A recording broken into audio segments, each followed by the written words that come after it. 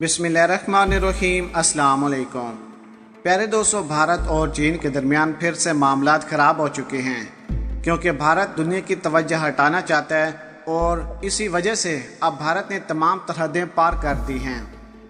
भारत की तरफ से अचानक 50,000 मज़ीद फौजी चीन के बॉर्डर पर लगा दिए गए हैं और चीन को धमकियाँ दी जा रही हैं। चीन और भारत के जो फौजी हैं उनके दरमियान फिर से झड़पें हुई हैं और भारतीय फौजियों की फिर से ठुकाई हुई है। भारत ने खतरनाक असला बारूद जो चीन और अमेरिका से लिया है वो चीन के बॉर्डर पर लगाकर चीन को सरेआम धमकियाँ दी जा रही हैं।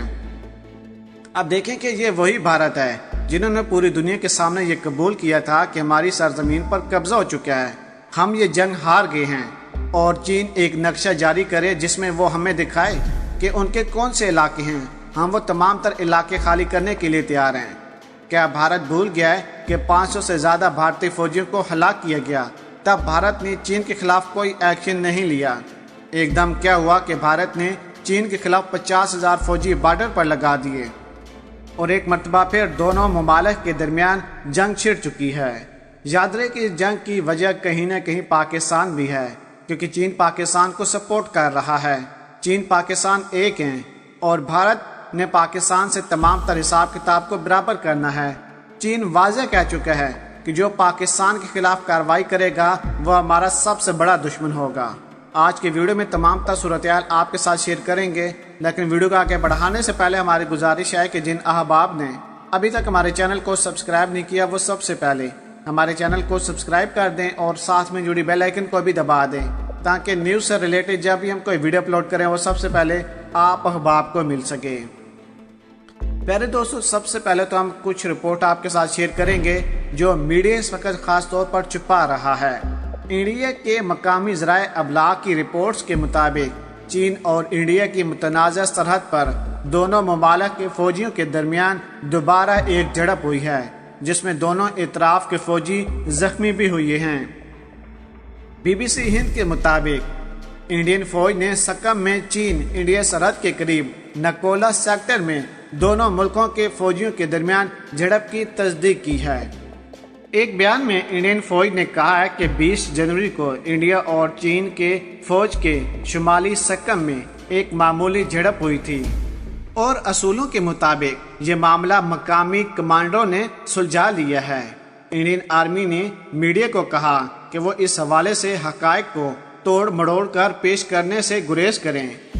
दूसरी तरफ मोदी सरकार ने कहा है कि हम चीन से तमाम तर चीज़ों का हिसाब किताब बराबर करेंगे क्योंकि उस वक्त हम खामोश थे, हमारी कुछ मजबूरियां थी। लेकिन अब देखें कि अमेरिका की तरफ से भारत को फोर्स किया जा रहा है कि आपने पाकिस्तान और चीन पर हमला करना है और खिते में जंग का माहौल पैदा करना है, जहां पर आपने अमेरिका की साजिश को समझने की कोशिश करनी है क्योंकि अमेरिका खुद चाहता है कि खिते में जंग का माहौल हो। जब जब खिते में जंग का माहौल पैदा हुआ तो सबसे ज़्यादा अमेरिका का असला बारूद फरोख्त हुआ।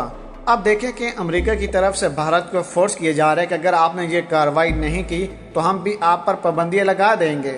मोदी सरकार यहाँ पर बहुत ही बड़ी मुसीबत में फंस चुकी है क्योंकि पहले ही रूस साइडलाइन पर हो चुका है क्योंकि रूस से 60% असला भारत लेता था और उस असले को तमाम तर ममालिक के खिलाफ इस्तेमाल करता था। यहाँ पर बात यह है कि अमेरिका भी अगर साइडलाइन पर हो जाता है तो भारत खिते में अकेला रह जाएगा।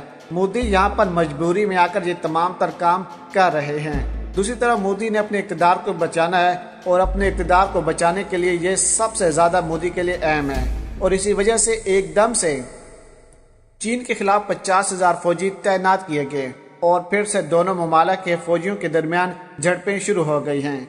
आपको यहाँ पर यह भी बताते चलें कि नुमाइंदा BBC शकील के मुताबिक इस झड़प में फौजियों ने एक दूसरों को घूंसों और मुक्कों से निशाना बनाया है जिसके बाद मुतअद्दिद फौजी फिर से जख्मी हो गए हैं। इस झड़प में दोनों जानब के कम से कम 150 फौजी मुलव्वस थे। प्यारे दोस्तों, इंडियन ज़राए अबलाग के मुताबिक इस वाक़े में 20 चीनी जबकि 4 इंडियन फौजी जख्मी हुए हैं। मीडिया रिपोर्ट्स के मुताबिक इस मुतनाज़ा सरहदी इलाके में झड़पों के बाद से दोनों मुल्कों के दरमियान कशीदगी बढ़ गई है।